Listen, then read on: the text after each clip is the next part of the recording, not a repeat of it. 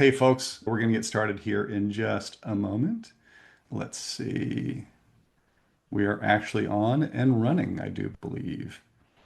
So, welcome everybody. This is the, I don't know, umpteenth annual State of Flex report session.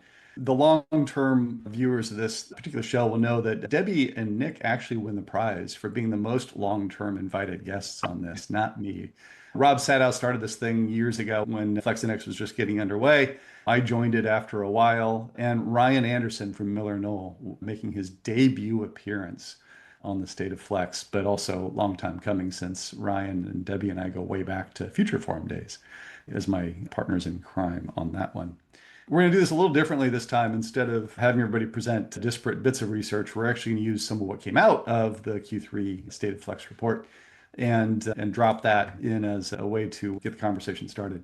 Ask questions as we go along, hop in the chat. The chat is open and working. People are dropping in where they're coming in from. So go ahead and do that. Please let us know. Debbie, somebody else from Chile. Debbie was just in Chile Debbie. all of last week, I believe. Exactly. And here is, in case you haven't seen it yet, and Lord knows I've dropped enough links in my own LinkedIn feeds and other places, link in the chat to the report itself. So I'm going to get us started just in terms of what the overall trend lines are and what's going on, and then we're going to jump into a few bits very quickly. First of all, from a location flexibility perspective overall, 66% of companies still have some form of flexibility in their workforce, 34% are full-time back in the office. That number hasn't changed nearly as much as the headlines would lead you to believe. And of that sort of 2-point shift over the course of the past year, roughly, half of that literally it comes from government agencies. So we went back and dug into it. The single biggest swing, which shouldn't be surprising to much of anybody watching the headlines, is the sort of forced migration back 5 days a week in the federal government, as well as a number of state governments. What's also interesting underneath that one is some of them have already reversed course because it simply was untenable. State of Texas being probably the most notable because more broadly, they're having real challenges making that one work. But that's the overall trend. In terms of the breakdown itself, structured hybrid is still the most popular form of program. It's still the one that year on year has grown the most. We'll come back to that in a bit. Full-time in the office, 34%, and then fully flexible, 24%. Slight color differentiation there is intentional between fully remote and employee choice. Several people in the past have asked me about this. I think they may have asked Rob in the past as well. There's a fairly sizable difference between the two in terms of employees' regular access to office space. And so part of the intent here is to show that with the employee choice group, the difference between that and structured hybrid is just literally where the policy gets set or where the decision gets made. Is it a broadly structured policy for the entire organization, or do you as an individual or does your team make a decision, which is employee choice, where you actually have access to an office on a regular basis? So if you add all that up, 95% of companies have some form of regular office access, and even among those that are flexible, there's a sizable chunk that have it as well. Here's the one that got a lot of debate going, and including among this group. So I thought we'd just launch straight into it, which is the gap between policy and compliance. If you take the data that Nick and team produce coming out of the Stanford studies, you get a fairly flat as a pancake tendency, to quote Mr. Bloom, Professor Bloom. If you look at the policy number of days required of people, it's up about 12% over the course of the past 2 years. So the delta between those two is people not coming back into the office. So with that, let's jump into it. And I'm going to ask Nick to go first on this one, but I'm pretty darn sure every one of us has an opinion, as does everybody in this webinar. Nick, I'll let you take it away. And I guess I'm the clicker for your slides. So tell me when you want to go to the next one. Thanks very much, but I'm sorry, your role is right now clicker. Feels like when I'm driving my kids around, I turn into Uber driver. So Right. yeah, I saw someone from Scotland. Like David, I was in Glasgow for about 2 weeks until just now. So we have a nice global mix. As you put, so this is SWAY data. This is US data. We have collected a lot of international data. I have to say the trends look similar, but we do not have as detailed stuff. But international data, we have something on a yearly basis. For the US, we have it monthly. And what you can basically see is, yes, there's an explosion of work from home in April, May 2020. No surprise. It like went up 10x more or less since pre-pandemic. It then dropped a lot throughout 2021, 22 into 23. Again, lockdowns ended, we returned to the office. But weirdly, I have to say, if you read the headlines in the media all the time, work from home on this has not really changed since the spring of 2023. So the last 2 years, it is pretty flat. It's going down. If you squint, you got to take a stand back, but pretty much this is flat. And this is 10,000 people a month. This is a big sample. It's reweighted to the US labor force of people aged 20 to 64 that are working.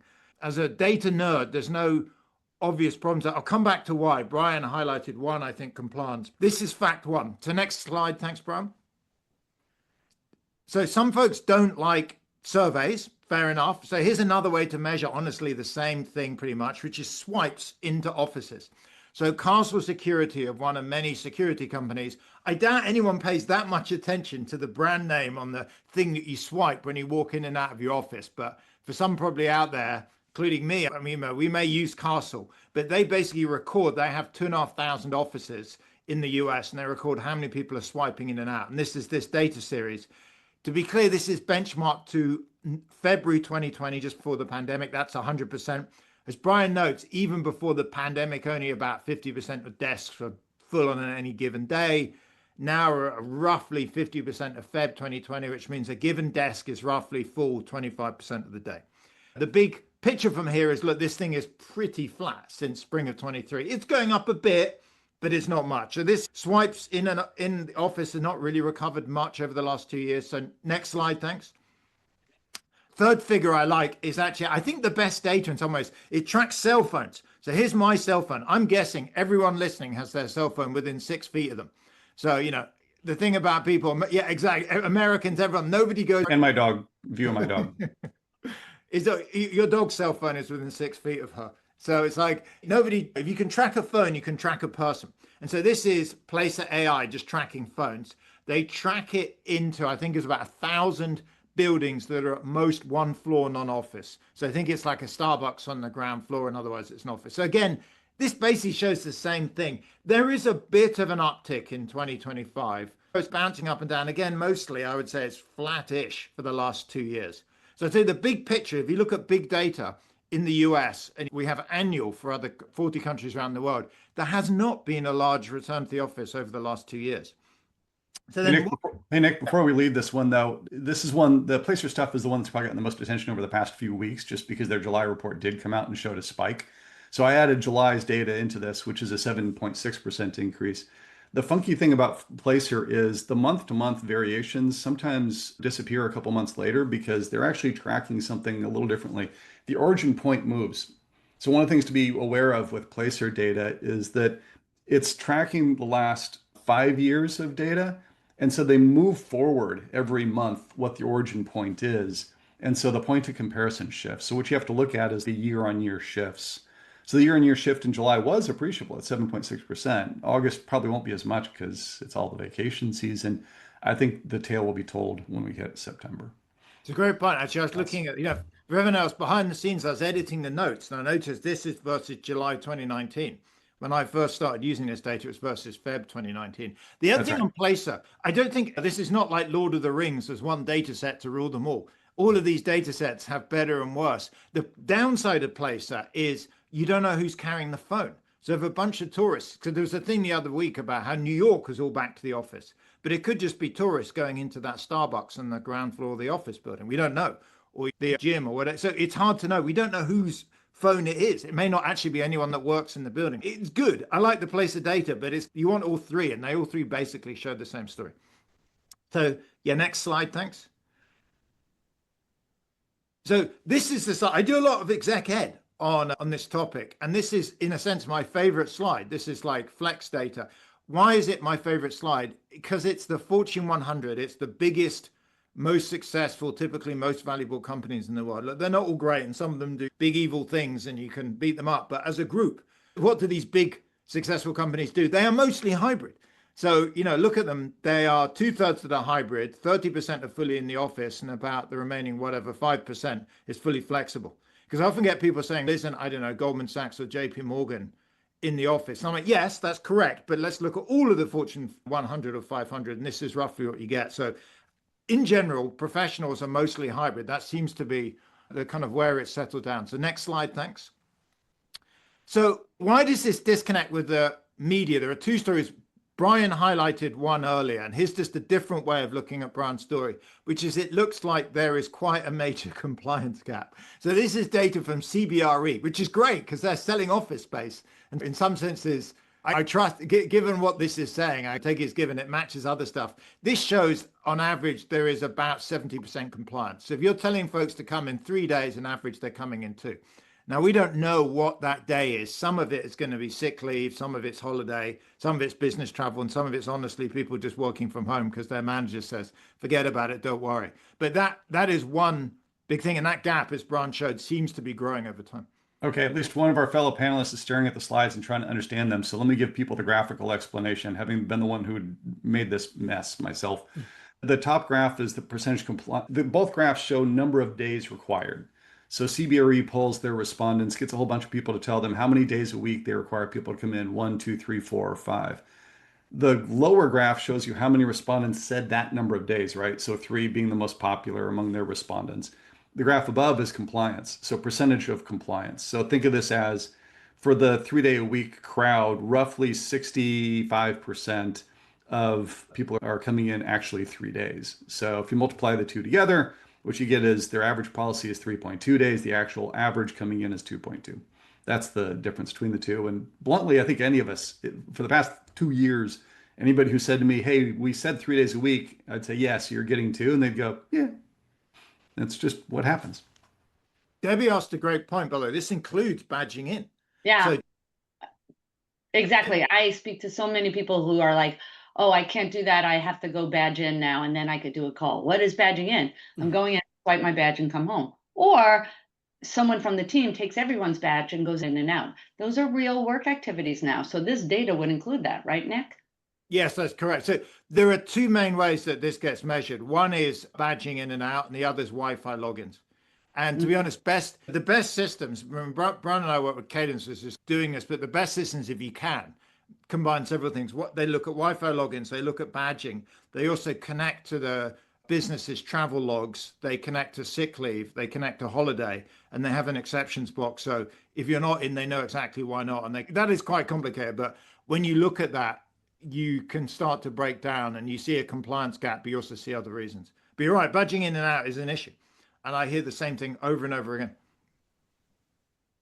The other thing, as comment, I was talking to one Fortune 100 company, their head of HR, who actually just stepped down, was saying their policy is 3. They measure over an 8-week window, and they don't raise a stink unless you get below 1.5, which is implicit pointing out that it's just impossible to get 3. They've given up on that.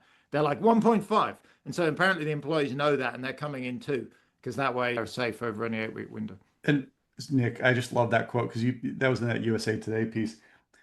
And then if they don't comply, they get sent to HR, right? Yeah.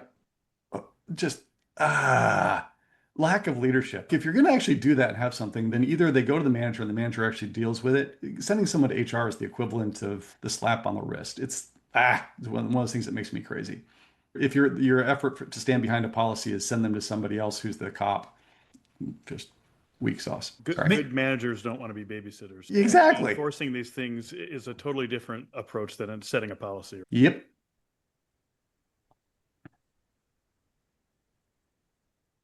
Nick, onward. Yeah, thanks. The last slide is complicated. So there's a lot of numbers. So, there's another reason why the headlines and the underlying data disagree. It's what's called the compliance effect. In British English, it's sometimes called the batting average effect. So to explain it, small firms tend to grow faster than big firms. Big old firms, actually think of Amazon's like famous. They're actually shrinking, Dell shrinking. If you look at their headcount and their accounts, they're actually declining. So small firms tend to be growing faster, and they have higher levels of work from home. So as they grow, they have a higher share of the economy, and that pushes up the average level of work from home. So no one needs to change any policy. It's just more work from home focused firms are more focused on retention and recruitment, and they're growing. And firms that tend to be big and old tend to be forcing people back into the office, tend not to be growing. So that naturally pushes up work from home. That turns out to be almost exactly offset by big old firms having RTOs. And this data, and I put something on LinkedIn, shows this composition effect going on. The reason it's not obvious is what I would call a natural tendency in the media for what I call shark attack media. So the media loves like big scary stories. The saying is, if it bleeds, it reads. And so if you have a story on Goliath National Bank cancels work from home, everyone's like furiously clicking and angrily sending it around. And I talk to a lot of journalists, and it totally makes sense that they write these stories because they like us have performance reviews and they need their pieces read and commented on. But it means that there's a massive bias towards these large, old, well-known firms canceling RTO and canceling work from home. So if you look in the microdata, it's more understandable as to why the average big data is going sideways. It's because a lot of the small firms you never hear about, the ones that don't make the shark attack stories, are slowly growing, and the big ones that are the shark attack news are there. So I'll stop, but it's a kind of hard concept to explain. I'll just add that the other story that's maybe not very interesting is a lot of small and medium-sized businesses just haven't had a lot of struggle with return to office. They're not as geographically distributed. If people show up to the office, they're more likely to see somebody that they know. And you're not going to get that big push-pull between management that, say, a huge globally distributed organization with hundreds of thousands of people might. That's right. That was actually in the CBRE thing too, Ryan. They actually said that the biggest challenge is actually large scale organizations. For sure. You're bigger, you're more distributed. People are like, it's not logically making sense to me when my team's not here. Yeah, and there's a false causal relationship, right? If a company's not doing well and they noticed empty offices, they're like, oh, we're not doing well, we better get people in the seat. Those are true things. The seats are empty and you're not doing well, but it doesn't mean you fix one that you could control. It will fix the other. And, the data here about the growth correlates to doing well, which will get to the data I show. It's not causal. They just happen to coexist with each other. So anyhow. Good lead. Roll with it, Debbie. Debbie Lovich, senior partner at BCG. So this is the second time Brian and I, go ahead, flip to it, took the Flex Index data about what companies' policies are. We collapsed them down into two buckets. Basically, we tell our people what to do versus we allow our people to decide, hopefully with their teams, what to do, and correlated that to financial performance. And what in the top chart is for all the companies that are fully flexible, their average annual revenue growth over 5 years, because we were worried, Brian, that was a couple of year thing and it's not going to be sustainable and pandemic era, blah, blah, blah. Yeah, you'll lose your culture, you won't be able to upskill people and coach them because we know we can't coach each other by sending private messages during a Zoom call. But so what is, they're doing better. The fully flexible companies, those where it's remote or employee choice, are growing faster. And maybe you could argue, but those companies are in high growth industries, so it's not real growth. So in the second chart, that's true. We adjust it for the industry growth rate. And we still see holding industry constant and growth rate of their industry constant, that the ones that trust their employees more and their teams more to figure out what's the best way to get the work done and get the best out of their teams, in fact, are growing more than those who aren't. And again, is this chicken and egg? Brian, you and I talk about this. Is it the fact that they're flexible, that they're growing more, or people say, they're growing better, they could afford to be more flexible? They coexist. We don't think it's accidental. Okay? We think it's indicative of a bigger issue, which I'll get to in a second. And we brought back some old data. If you look at the next page, Brian, which again just shares how employees feel about the different models. So this was a survey we did a couple of years ago of office-based workers, and we asked them for each of the different models, how satisfied are you with that model and how compliant you are with their model. And you could just see this reinforces the badging in, you say 4 days they come in, or you say every day, are they really coming in? The compliance is the lowest for the top-down mandates, whether it's fully in office or hybrid set days. But once you allow it to float and teams to decide which events they come in for, not only does the satisfaction go up, but look at what happens to the compliance. When you start coming in on more meaningful events that you're coming in to be together, then the compliance goes up and the satisfaction goes up, but you can't get closer to 100% than that key event one.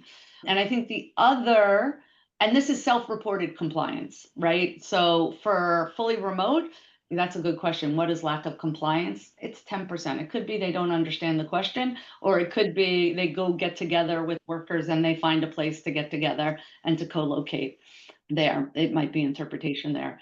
But the point is not just are you together or are you not together, but the point is to have conversations team by team. We call them norms at BCG. Brian, at Future Forum, you call them, what were they, team level agreements?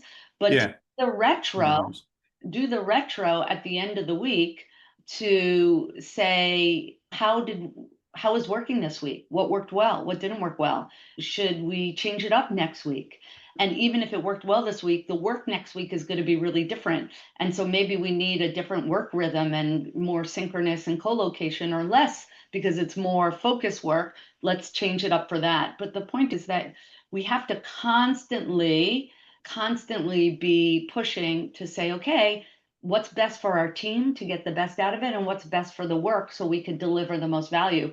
And that can't be solved by a top-down formula. Okay, so this is all, and I say this all the time, when people ask the question of, okay, the whole RTO thing, I'm like, this whole debate, which I thought should have gone away a long time ago, is a symptom of a bigger issue. And the bigger issue is that most workplaces are what I call a transaction trap. There's this us versus them dynamic. And even the word employee value proposition connotes that. We give you enough money, you give us enough hours worked during the week. And so like labor negotiations, union negotiations, come back to the office, stay home, badge in, that all just says, and some people had this in the chat, there's an underlying adversarial culture where it's us versus them. And when we drive efficiency and effectiveness, it just makes it worse because it just means I'm trying to get more out of you and give you less. And what we're trying to do is get to the right-hand side of the page where I think the discussion needs to go less about how many days in office, but how do we create a work culture where everyone's in it together, everyone's pulling in the same direction, everyone feels grateful to be at their company, and the company feels grateful to have the people.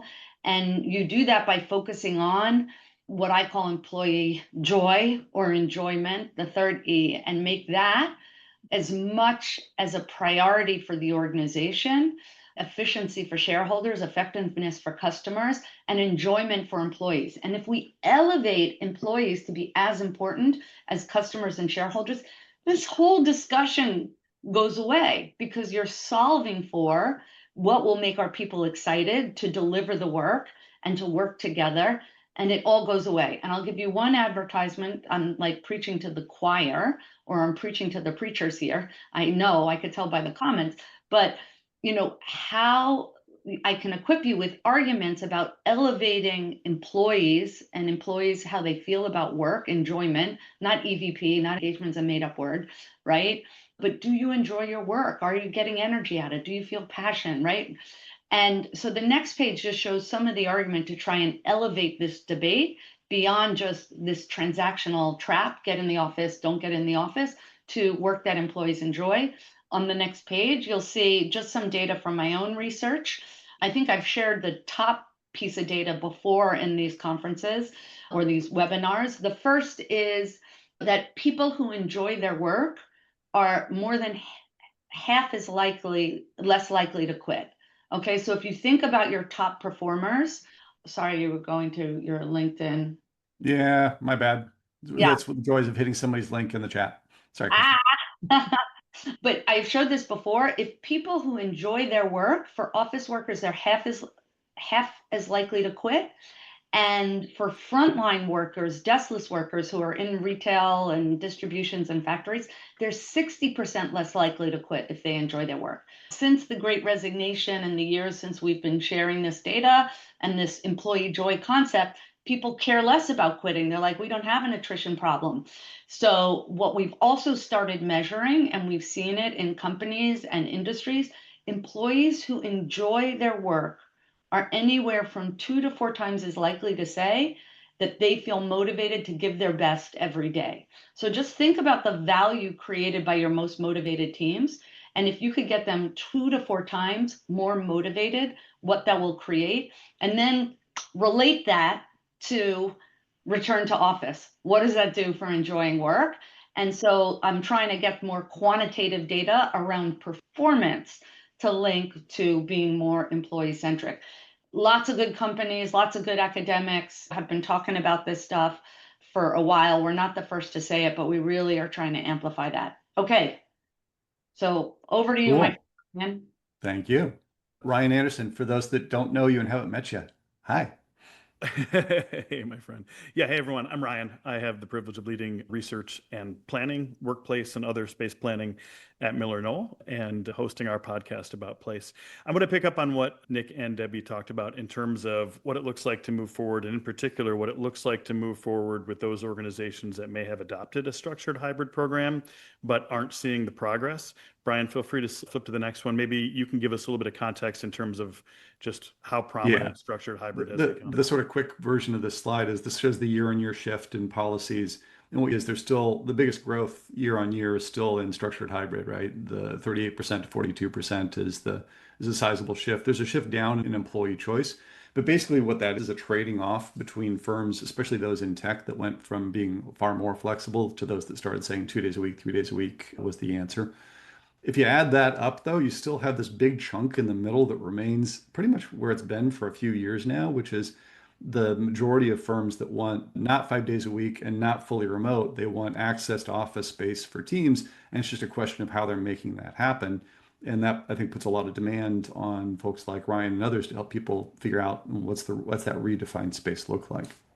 Yeah, and I'll pick up on this a little bit because a lot of what we do is help to rethink the design of space, whether that's office space or home workspace, et cetera. And the structured hybrid thing has definitely become more prominent, and there's a lot of reasons why, but if I could boil it down to a couple things. One is I do think that leaders, by setting a certain amount of days, feel like they're ensured some degree of compliance or predictability, which, as we've seen from Nick's data, may or may not be true. In fact, largely it isn't true.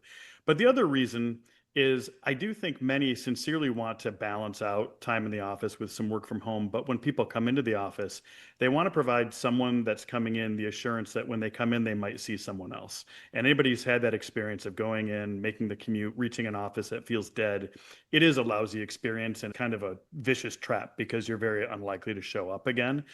And from there, I think we can actually begin to have conversations, and I have a lot of these with senior leaders around, okay, I get that you're trying to create a degree of predictability in terms of people being able to see one another. And it's a good opportunity to ask, what value do you see in having real estate? Like you've seen that people can be productive from almost anywhere. Is your view that real estate is an investment in making sure that people can be productive, or is it something else? And if you interview, just as Debbie discussed, a lot of end users, people that actually use these spaces, a lot of the joy is around being with other people. In fact, for those organizations that have had more success, reframing the conversation around where you might be versus more screen-based interaction versus in-person interaction is a really great gateway towards something richer.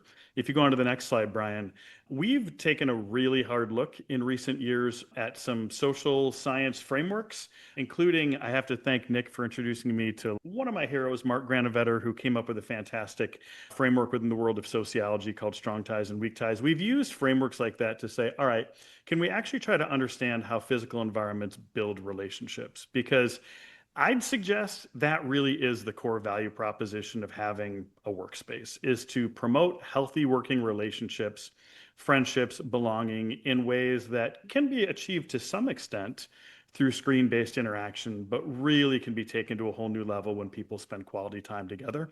I just happened to be with one of the world's largest tech companies this morning. I'm based in West Michigan. They're visiting us, and they were describing some focus groups they've done with users across their facilities. And they mentioned to me anecdotally that they can ask about the facility, but what people want to talk about is seeing other people and interacting with other people and finding ways of reestablishing their networks.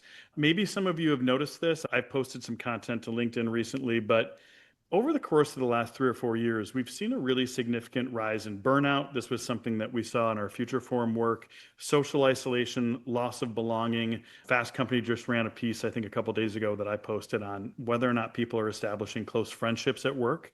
By and large, the trade-off to having more opportunities to work on your own from home is a lot less quality time with other people. And so if we focus the design of physical workplace on supporting really healthy interactions, it can lead to really positive things. Now, that's really different for those that have a background in real estate or interior design. The phrase activity-based working has been the norm for 30 years. Basically, the design of spaces has been around activities. This is a person taking a video call. This is a person doing email. This is a group working on a workshop. If you pivot that a bit and say, no, actually, what we're going to really try to find a way to do is to help people that are part of extended relationships, weak ties, to connect with one another. We're trying to help people at different life stages or career stages build their relationships. We're trying to increase psychological safety in ways that screen-based interaction can't. It leads towards a very different perception of space. And to Debbie's point around team protocols or working agreement, the real goal is to have leaders and managers nurture better in-person connection rather than force compliance around however much time in the office. I'll give you one more slide to chew on a little bit, which is there's a framework within the world of environmental psychology called place attachment. It basically refers to how we don't just establish relationships with other people, we establish relationships with places. And maybe you have this. Maybe there's certain cities or certain buildings or certain places that you have a really deep emotional attachment to. Maybe you sit at the same chair at the dining room table every night or sit in the same place in your living room to watch Severance or whatever. We start to attach ourselves to places to the point of claiming ownership. I've told this story to a few friends, but years ago, just to try to understand the limits of place attachment, I encouraged everyone on my team who lives with someone else to sit in a chair that's not their own. And my wife came over to the dinner table and she doesn't swear a lot, but basically she was like, what the F are you doing in my chair? And I was like, this is your chair? She's like, yeah, you've got your chair. You go back to your chair.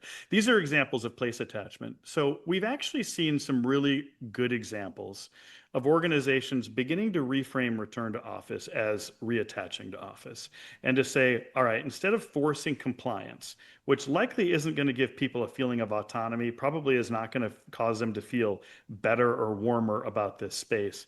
What does it look like? And it's hard work, but what does it look like to nurture people's relationship with the space just through really high quality interactions with others? It takes a longer amount of time, yes, than simply implementing a return to office policy. It does take good leadership to have team members ask the question, how can we spend more quality time together while still maintaining a sense of balance and flexibility in your lives? But it is by far a more sustainable approach to seeing offices rejuvenated. It's not really just about returning. It's about establishing new life there and new rituals and a new sense of joy. Often it can be done with less space, but the design of the space doesn't want to focus typically on a sea of desks in traditional meeting rooms. You want to begin to see other types of spaces that support different types of interactions. Cafes, project spaces. There's a lot of organizations building internal event spaces, which can be so effective. And there's a lot of great examples out there doing it. Despite all of the widespread data around large organizations adopting structured policies, but not seeing a lot of movement, there is this really promising subset of organizations there that have said this isn't about compliance. It's about relationships, both between people and between people in the space, and nurturing something that long-term is way more valuable than just having a sea of desks that people show up to each day. Yeah. Back to the question early on that started this too. You all know this, and you all know people in various places. There are firms that set a 3-day-a-week policy in 2021. They stuck with it, and things have worked just fine. Hasn't been a problem, hasn't been an issue. People aren't complaining, partly because they don't see that as being moving that number around as being an issue that they're going to sweat.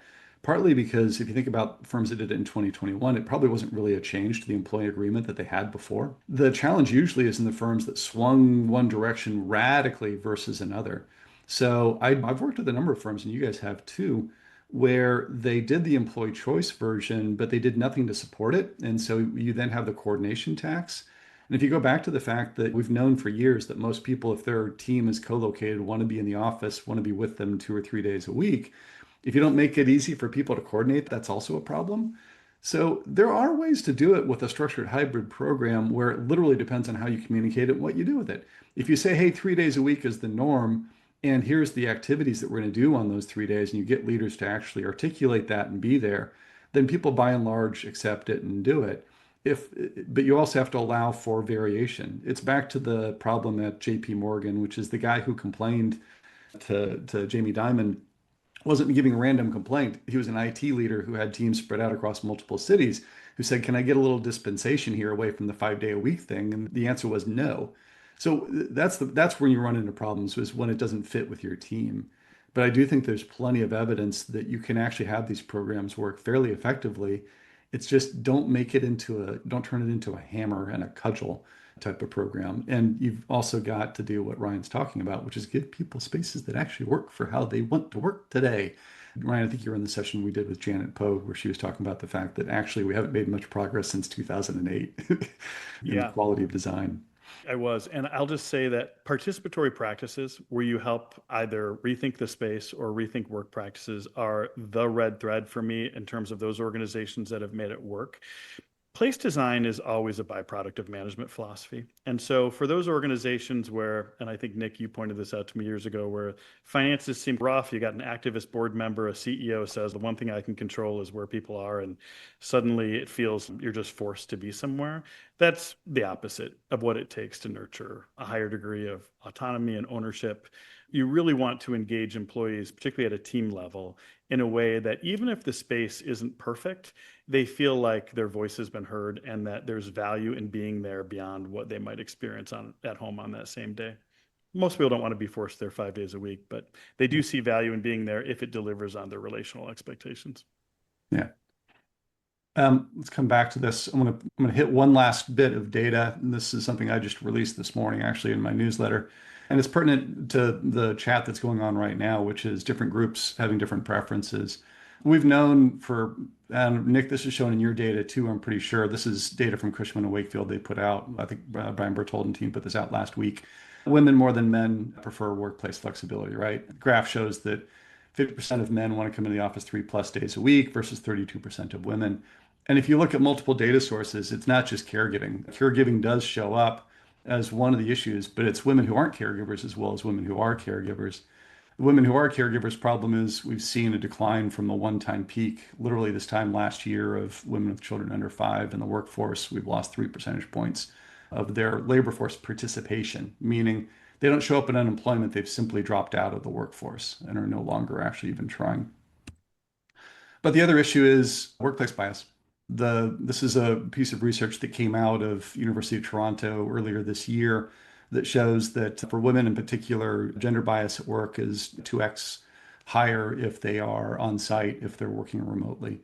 And we've had this conversation multiple times. It's not that this group wants to be therefore fully remote. It's that they want more ability to be in the office environment and then have some days out of the office environment to recharge. And that's true when we looked at introverts versus extroverts to some degree in other studies. It was certainly true in the future form data when we looked at it across race and ethnicity as well. All of this has disproportionate impacts on different people as we go forward. Brian, I'll just add, we haven't put this on our website yet. We're a couple of weeks out, but we've just completed about 2.5 years of work on menopause-enabled workplaces, looking at really good research around the kind of challenges that women in menopause, perimenopause, postmenopause face just being at work in general, but specifically around the physical work environment and how it can affect things. And we were like, I think we knew there was there, but we were blown away at just the roughly 40 or so symptoms that can include joint pain, brain fog, other things that can be really detrimental, not just for a year, but for 10, 15 years, and how desperately we need to be able to make spaces better at addressing those issues. I think there's a role of the physical environment to help there too. Okay, let me toss this one to Debbie from the Q&A. On the slide about team-oriented flexibility, key events means they work remotely but come in for a kickoff or retreat. How would that differ from those that are fully remote but also travel to key events like retreats or intentional gatherings? Yeah, I think it's probably the key events are probably more frequent than the fully remote for travel, right? Like a team workshop, a brainstorming session, an ideation session. The point is that it's not just the big all company formal training events. I think that's the difference. A fully remote group would pay to go to a location together for a big event, but key events, I think we described a bit more broadly, meaning you're shaping interactive work that needs to be interactive and simultaneous by definition. and you're bringing the team together for that. And that can look very different. Like for a marketing team, maybe it is a day a week where you're brainstorming, or 2 days a week. For a team of coders, it could be one sprint out of 4, right? And for a finance team, it could be the month the quarter closes, right? But the other 2 months, they don't have to come in. And the point is really more shaping it around the bigger things, not the daily things. Yes. Nick, what have you seen work on that front? The two stylized facts I've seen is often there's this binary split between remote and in person. Turns out whenever I've talked to what are called remote companies, I actually meet up quite regularly. So I'm writing a book, and I've been interviewing a bunch of companies like Upwork, Instacart, Zillow, etc. Zillow is fascinating. Zillow's done really well. Interviewed Rich Barton, who was the CEO, is the founder of it, and he also founded actually Glassdoor and Expedia. He's like a serial entrepreneur.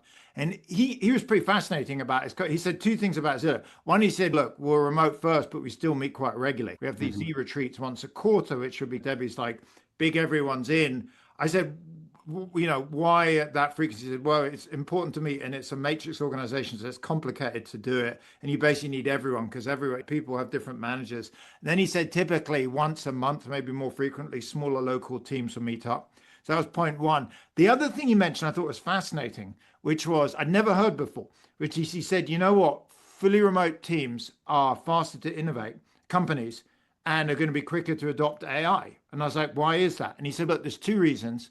One is we have geographic flexibility. He said at Zillow, if we need to reshape a team to adopt AI because it impacts it, we can take the 4 of us. If Ryan's you're in Michigan, Debbie's in Boston, and Brian and I are both in SF. Having us in person together is hard. But he said, if you're a remote team, that's fine. You can just reshape them. He also said it's much easier to kind of hire and fire folks. He said you have much more flexibility. So his prediction is more remote. It's like back to your work with Debbie, that more remote companies are going to grow faster because they're more flexible. And the biggest thing right now seems to be in a lot of industries, adoption of AI. Yeah, the trust factor is a big deal. Like trust is a problem from an AI perspective, and trust is showing up in this RTO debate. You can double down the right direction or the wrong direction to some degree, depending on how you handle this. Ryan, what do you think? Raise another group, by the way, that just empirically that loves work from home. That I saw that Misty Hegenis stuff on the women. The other stylized fact there's more positive, at least until recently, is the rise in employment of Americans with a disability. Yeah. So the numbers are huge. So people have in mind that there aren't that many people. There are 20 million Americans with a disability. That is an enormous number. And we've seen about 2 million of them more working post 2020. And if you look at who they are, it's mostly folks post 50. I'm 52, so it's kind of my age group up that have back issues or vision issues or ambulatory issues. And it's not like they want to be fully remote, but coming into the office 5 days a week, and in particular, sitting at a rigid chair on a given desk without access to bathrooms and all kinds of stuff and fluorescent lights, it's not easy. And so I think that is a group that typically experienced, have a lot of skills that if you want to employ them, allowing folks to work from home 2-3 days a week is a big plus. Ryan, thoughts? I've always got some. Yeah, I can see your face. I'm just watching faces. I know when you're ready. Former debate coach, and I love a good debate. I think there are certain companies that can scale and grow very effectively being remote first. I also think that it's particularly common for software companies that are hiring engineers and coders around the world that are in their early stages. And I think there's a lot of companies in different stages that I just don't think it works long term. I also am not advocating that everybody be forced into an office 40 hours a week. We're very fortunate to have John Maeda, who leads AI he's one of the leaders of AI at Microsoft and came from MIT on our board. So I've got an upcoming podcast episode with him where we talk a little bit about how effectively deployed AI is a time saver. And managers need to ask the question, how are you reinvesting that time? And if you're reinvesting the time in more relational, interpersonal, creative endeavors, then spending time together, whether you call it an office or at a gathering or whatever, can be an amazing leap forward. Or you have the choice of just piling more work on people, which has historically been a precedent for tech adoption. And I'm optimistic that those organizations that are really strategic about their use of AI will also feel the ability to have richer interpersonal kind of culture if they choose to invest the time that way. Yeah, and I would pile on. I think a lot of the work I'm doing right now is around employee centricity and technology adoption. To your point, Ryan, if you're pushing AI just to be productivity driving, it's dead on arrival. What team is going to want to embrace it? If you're pushing technology to make work better for employees, take away the parts of the work that you hate, what I call the toil, and keep the parts of the work that people enjoy, then it's much better. And so I do think what we see people enjoy are the interactions with people. What they hate is the soul-sucking admin work that takes a day and a half, a full day and a half of an average office worker's time, right? And so there's such a win-win there to deploy technology against what drives you bananas and find ways to be intentionally and purposely together for the work that gives people energy. But you do, and I put it in the chat, you do have to recognize what gives an extrovert energy and what gives an introvert energy is very different, and how you set up your spaces and your get-togethers to not overwhelm the introvert and provide places to get together when people are doing their focus work off at home for people who need to be around people to get energy, right, requires managerial skill that needs to be built because it's not there now. Yeah. And Ryan, I would also agree with the large companies. Nick, you and I had this conversation with someone else who will remain nameless on the webinar, but like big companies falling back on the 3-day a week makes sense as a broad policy. Then you allow leaders to figure out like what's the right way to handle that and manage it. I think it's when they hit the 4s and 5s in particular where people start sitting there going, this isn't just about policy management in a large scale company. This is about, more often than not, one of two things: a CEO who's exerting a lot of control, and or the correlation just continues to be there between firms that are looking to shrink their workforce and 5-day a week return to office mandates. It's almost a 1-to-1 relationship. So therefore it's hard for people to escape that assumption because they feel it internally. The two things end up getting related. But Brian, I would suggest that it would be a wonderful thing for me to see more of those companies drop the required days per week and instead add a couple of key questions to their employee engagement survey about the quality of experience in their space, and then give the managers a team goal to increase the amount of quality in-person time. Just start there, see what happens. And I'm not a fan of badge swipes, but if it's about trying to understand the amount of time together, I still think very few organizations have done the work of making it happen at a team level, as opposed to just setting a policy at a corporate level. Yeah.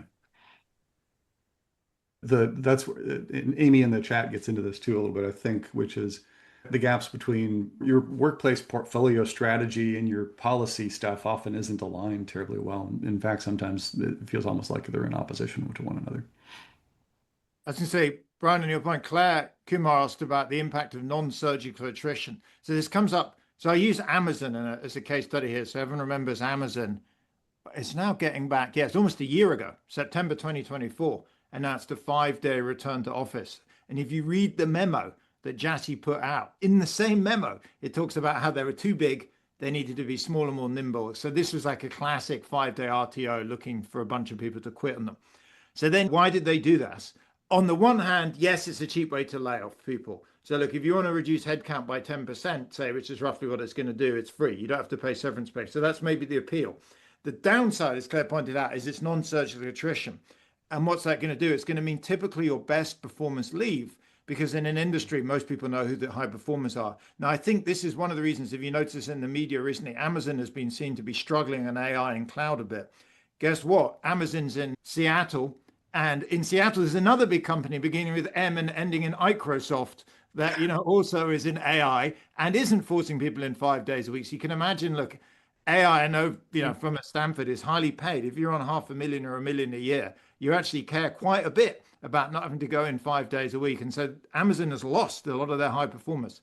So my sense of this 5-day RTO as a way of reducing headcount is it saves costs. If you're really worried about costs and you're in a downturn, then in that sense, that's who it appeals to. But it's really damaging for growth. And it's really damaging for growth because you lose a lot of your top performers. And so you tend to see companies doing this are ones whose headcount is already on a downward slide. And coming back to Mark Marr's stuff, if you look at all the evidence Mark Marr has, that the biggest predictor of a return to office is bad performance. I think Debbie mentioned it earlier. It's like the CEO saying, oh my God, things aren't turning. It's like the empty office. The empty office is there because things are going badly.